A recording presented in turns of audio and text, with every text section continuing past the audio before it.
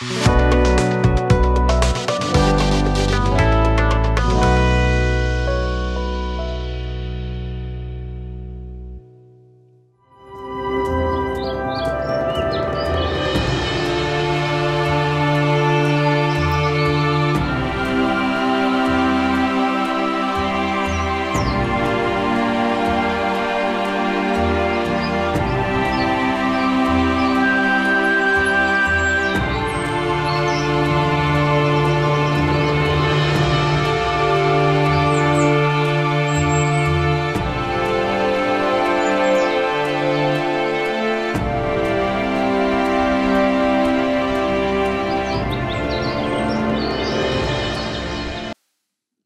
जीशु ख्रीष्ट अति बहुमूल्य नाम संपर्क इंडिया द्वारा प्रस्तुत कार्यक्रम नुआ सकाल आशार आज आपण स्वागत जनाए।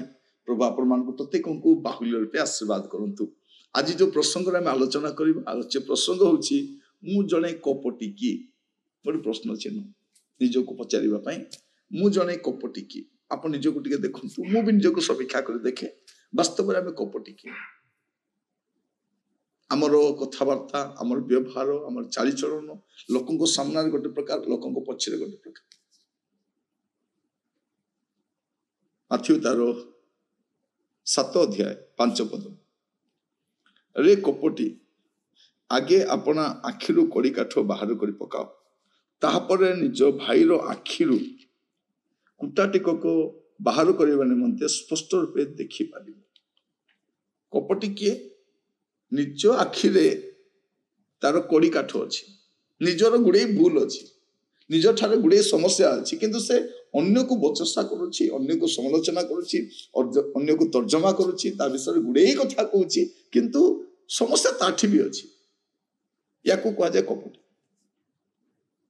या को कह जाए कपटी।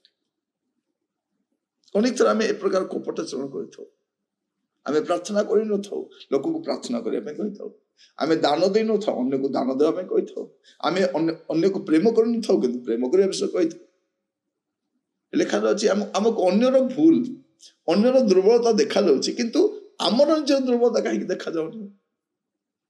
आज आम टिके चिंता कर देखु मु कपटी की मु कपटाचरण करुछि कि मु जहाँ देखा जाऊँ मु सेया ना अन्य कौन अच्छी आम अभिनय करने को शिखी गलुनी आमर अभिनय कर अनेक अनुभूति अच्छी पुराना अनुभूति अच्छी आम एका संगे केते लोक को बोका बन दीचु आम जो पब्लिक रे जाऊँ एमती देखा जाऊँ लोक भावुं साधु लोक कहीं स्टेज रे देखिए कौन से घरे गला बेलू आम व्यवहार गोटे प्रकार किंतु परवर्ती मुहूर्त में आम अन्यर दुर्बलतार सत जीवा हो जाऊँ जमी कथार अच्छी 3 तुंडे छेली कुकुर है बोले आम लोक मान एमती अपदस्थ कर तले तलांत कर दो किंतु आम ठारे भी समस्या था एटा को कह जाए कपटी।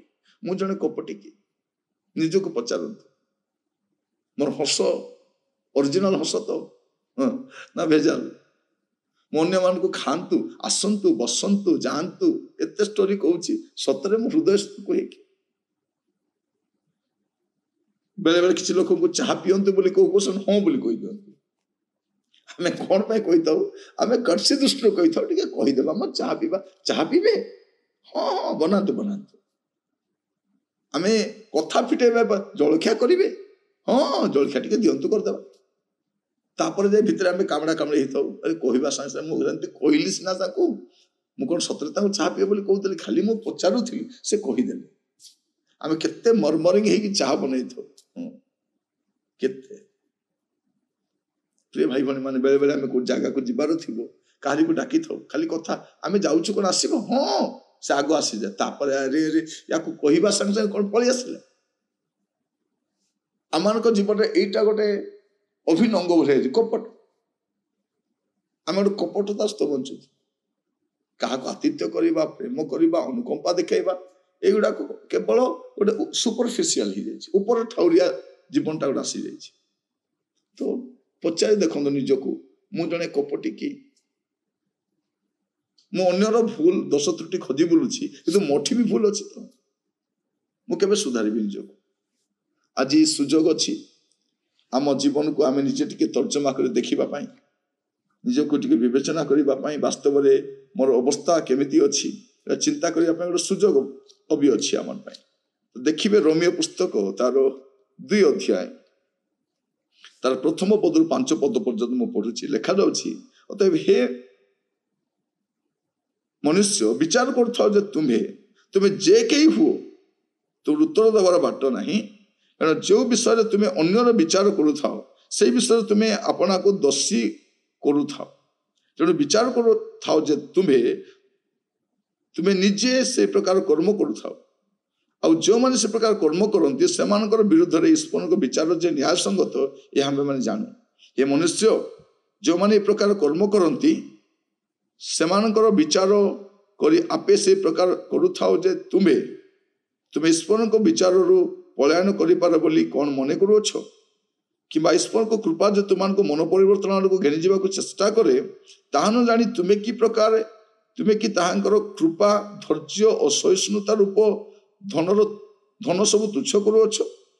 କିନ୍ତୁ ତୁମେ ଆପଣା କଠିନ ଓ ଅପରିବର୍ତ୍ତିତ ହୃଦୟ ଅନୁସାରେ ଯେଉଁଦିନ ଈଶ୍ୱରଙ୍କ ନ୍ୟାୟ ବିଚାର ପ୍ରକାଶ ପାଇବ ସେଇ କ୍ରୋଧର ଦିନରେ ନିଜ ପାଇଁ କ୍ରୋଧ ସଞ୍ଚୟ କରୁଅଛ।